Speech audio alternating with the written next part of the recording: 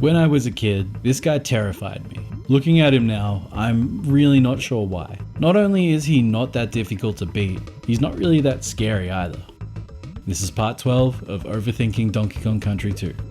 I think it boils down to how he chases you across the hooks, but I'm getting a bit ahead of myself. Kleever is a giant, gnarly looking cutlass. It's got a skull and crossbones hilt, a glowing green gem on the pommel, and is held aloft by a flaming hand, reaching out from the lava. I don't know if Kleever is the sword or the hand. I think he's the sword, but it's not important. Like Crow, his fight breaks up into phases. The first has Kleever throwing fireballs at the Kongs. You pick up the cannonball that falls down after his round, throw it at him, then frantically traverse the lava pit via the newly descended hooks. After his third hit, he'll sink into the lava before launching out, free of the fiery hand, and lunge towards the Kongs. Dodging the first stab, the Kongs ascend the new grid of hooks, trying to escape Kleever before hitting him another 3 times with cannonballs. You've got to give Kleever the runaround a bit here, because if you go straight to the other corner, you'll be too early for the cannonball, and left more or less defenseless against him. After the third hit, he explodes in a mess of bones, spiraling off into the fiery goop,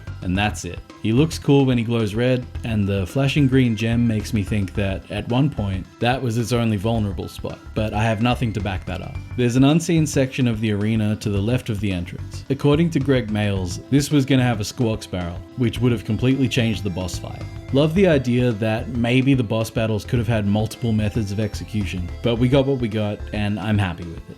Kinda hard to make heads or tails out of Kleever. He's a mystery, and I think that's what I like most about him. He's obviously got a connection to the whole pirate theme, but how is another thing entirely. Was he the captain of the ship that crashed in Lava Lagoon? Is he a spirit? Some kind of angry ghost or supernatural creature? He's the first outright supernatural entity we've seen in the game, hinting at what we'll see later, so there's that. Speaking of, I've been chewing on a theory about DKC2 lately. It's not quite ready yet, but between the pirates and the supernatural elements present on the island, I'm starting to see a sort of story within a story here. But as always, I'm likely just overthinking it.